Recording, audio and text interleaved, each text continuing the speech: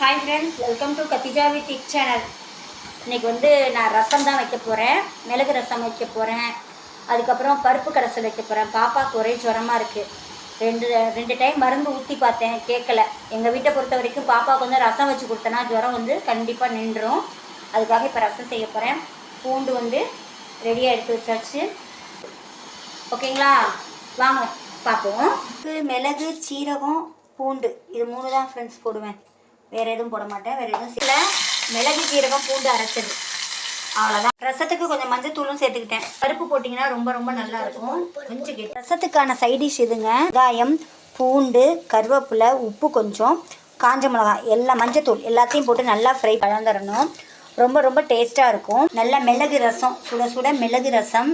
Egg பீஸா மாதிரி இப்படி cut பண்ணி வச்சுருங்க பிள்ளைங்கள. அப்புறம் கொஞ்சோண்டு பருப்பு கரைசல். பாப்பாவோடைய லஞ்ச் ஃப்ரெண்ட்ஸ். ஓகே, பாய்.